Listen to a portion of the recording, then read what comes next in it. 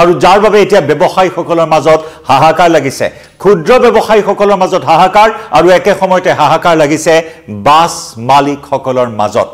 1 লাখ টকা বছৰি পৰিবহন বিভাগক আদায় দিহে গ্ৰহণ কৰিব লাগিব অনুজ্ঞাপত্ৰ বাছৰ মালিকসকলে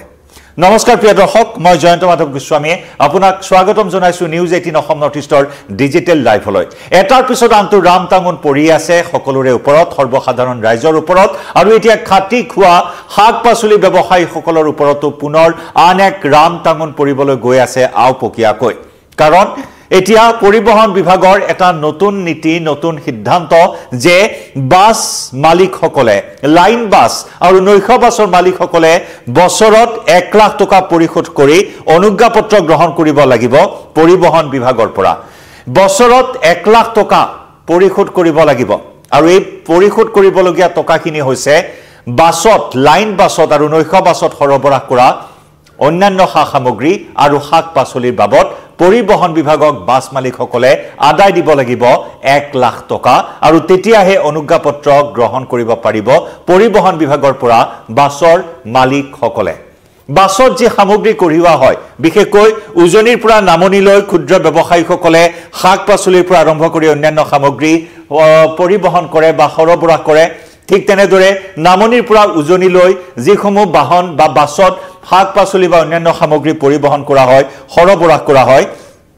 আৰু সেই সামগ্ৰীসমূহৰ বাবতে এতিয়া পৰিবহন বিভাগক আদায় দিব লাগিব বাছ মালিকসকলে 1 লাখ টকা অৰ্থাৎ ইয়াৰ প্ৰত্যক্ষ প্ৰভাৱ পৰিবলৈ গৈ আছে ব্যৱসায়ীসকলৰ ওপৰত যিসকলে বাছেৰে শাক-পাচলি সৰবৰাহ কৰে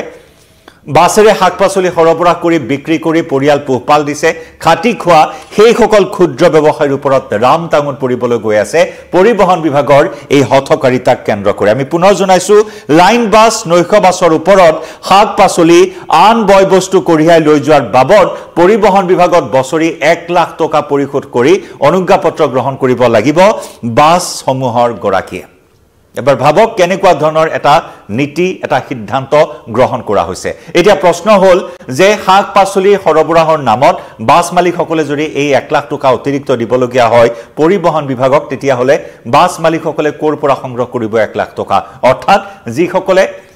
সৰবৰাহ কৰে যিসকল ব্যৱসায়ীয়ে বাছেৰে অহা যোৱা কৰে শাক-পাচলি বিক্ৰী কৰিবলৈ শাক-পাচলি বয় বস্তু সৰবৰাহ কৰে অৰ্থাৎ সেই ব্যৱসায়ীসকলৰ পৰাই এই 1 লাখ টকা উঠাব লাগিব বাছ মালিকসকলে তাৰ প্ৰত্যক্ষ ৰামটাঙন পৰিব ক্ষুদ্ৰ ব্যৱসায়ীসকলৰ মাজত অৰ্থাৎ বিমানত পৰিবহন কৰাৰ ক্ষেত্ৰত যেনেদৰে বয় বস্তু কিমান পৰিবহন কৰিব পাৰিব কিমান নিব পাৰিব লাগেজত কিমান ওজনৰ সামগ্ৰী নিব পাৰিব সেই নিৰ্ধাৰণ কৰা থাকে ওজন নিৰ্ধাৰণ কৰি দিয়া হয় ঠিক তেনেদৰে আজিকালি ৰেল যাতায়াতৰ ক্ষেত্ৰতো ৰেলত যোৱাৰ ক্ষেত্ৰতো যাত্ৰীসকলৰ ওজন ধৰি দিয়া হয় ইমানখিনি ওজনৰ সামগ্ৰীহে নিব পাৰিব অতিৰিক্ত যদি সামগ্ৰী নিবলগীয়া হয় তেতিয়া হলে তাৰ অতিৰিক্ত ব্যয় বহন কৰিবলগীয়া হয় বিমানতো 15 কেজি 20 কেজিৰ ওপৰত যদি আপুনি অধিক সামগ্ৰী সৰবৰাহ কৰে তেতিয়া হলে তাৰ অতিৰিক্ত ওজনৰ অতিৰিক্ত ব্যয় আপুনি বহন কৰিব লাগিব ঠিক তেনেদৰে এতিয়া বাছসমূহতো যেন তেনেকুৱা এটা নীতি গ্ৰহণ কৰা হৈছে যে শাক-পাচলি সৰবৰাহ কৰা অন্যান্য বয় বস্তু কঢ়িয়াই লৈ যোৱাৰ বাবদ এতিয়া বাছ মালিকে পৰিবহন বিভাগক আদায় দিব লাগিব বছৰত 1 লাখ টকা অৰ্থাৎ তাৰ প্ৰত্যক্ষ প্ৰভাৱ ব্যৱসায়ীসকলৰ ওপৰত পৰিব যিসকল লোকে বয় বস্তু সামগ্ৰী সৰবৰাহ কৰে বাছেৰে সেই সামগ্ৰীৰ বাবদ এতিয়া বাছ মালিকসকলক অত্যধিক ভাড়া আদায় দিব লাগিব ব্যৱসায়ীসকলে বা অন্যান্য সাধাৰণ যাত্ৰীসকলে আৰু এনে কৰা পৰিপ্ৰেক্ষিতত বিশেষকৈ শাক-পাচলি ইত্যাদি সামগ্ৰীৰ দাম বৃদ্ধি হোৱাৰ সম্ভাৱনা আহি পৰিছে আৰু তাৰ আওপকীয়াকৈ প্ৰভাৱ পৰিবলৈ গৈ আছে সৰ্বসাধাৰণ ৰাইজৰ ওপৰত যি সময়ত জুই চাই দাম মূল্যবৃদ্ধিৰ জুইত সাধাৰণ জনতা দগ্ধ হ'বলগীয়া হৈছে বজাৰত যাব নোৱাৰা অৱস্থা হৈছে জুই চাই দাম আলু পিয়াজৰ প্ৰতিদিনে আকাশলঘী হৈ আছে অত্যাৱশ্যকীয় সামগ্ৰীৰ দাম এতিয়া পাচলি মোনা ভৰাই পাচলি আনিব নোৱাৰা এটা পৰিৱেশৰ সৃষ্টি হৈছে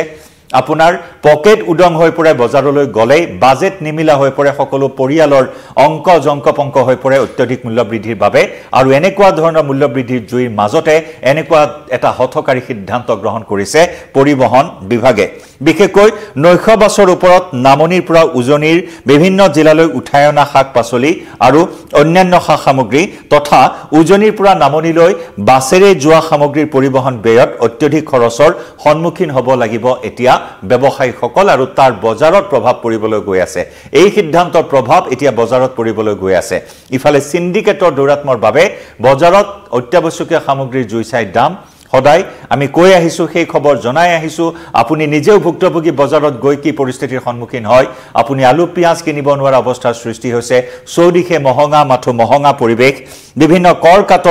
কৰ কাতলে ভাৰাক্ৰান্ত কৰিছে সৰ্বসাধাৰণ জনতাক আৰু এতিয়া খাটি খোৱা ক্ষুদ্ৰ ব্যৱসায়ীসকলক শাক-পাচলি পৰিবহনৰ নামত এতিয়া অত্যধিক ভাড়া আদায় দিব লাগিব বাছ মালিকসকলক আৰু বাছ মালিকে 1 লাখ টকা আদায় দিব লাগিব পৰিবহন বিভাগক তেতিয়াহে অনুজ্ঞাপত্ৰ লাভ কৰিব বিভিন্ন কৰ কাতলৰ লগতে বছৰত অধিক 1 লাখ টকা পৰিবহন বিভাগক দি বাছসমূহে বাছ চলাবলগীয়া হোৱা বিষয়টো এতিয়া যথেষ্ট প্ৰতিক্ৰিয়াৰ সৃষ্টি কৰিছে বাছ মালিকৰ লগতে ব্যৱসায়ীসকলৰ মাজত যথেষ্ট প্ৰতিক্ৰিয়াৰ সৃষ্টি হৈছে প্ৰিয় দৰ্শক এনেকুৱা ধৰণৰ ৰামটাঙুন বাৰে দি আহিছে চৰকাৰ প্ৰশাসনে সৰ্বসাধাৰণ জনতাৰ ওপৰত কি জনাব পাৰে আপোনাৰ মতামত এই বিষয়ক লৈ সমান্তৰালকৈ যি অত্যধিক কৰ কাটলৰ কথা কোৱা হৈছে চৌদিশে কৰ কাটলৰ বুজা ভাৰাক্ৰান্ত হ'বলগীয়া হৈছে সৰ্বসাধাৰণ জনতা এফালে এখনৰ পিছত আনখন টোল গেট মুকলি কৰা হৈছে টোল টেক্স দিব নে আন কৰ পৰিশোধ কৰিব আৰু তাৰ ওপৰত আকৌ ভোটৰ ওপৰত দান পৰা দি এতিয়া শাক পাচলি বয় বস্তু বহন কৰাৰ নামত এতিয়া আপুনি ভৰিব লাগিব অতিৰিক্ত ব্যয় বাছ মালিকসকলক আৰু এনেদৰে এতিয়া সৰ্বত্ৰে প্ৰতিক্ৰিয়াৰ সৃষ্টি হোৱা পৰিলক্ষিত হৈছে পৰিবহন বিভাগৰ চৰকাৰৰ এই হঠকাৰী সিদ্ধান্তক লৈ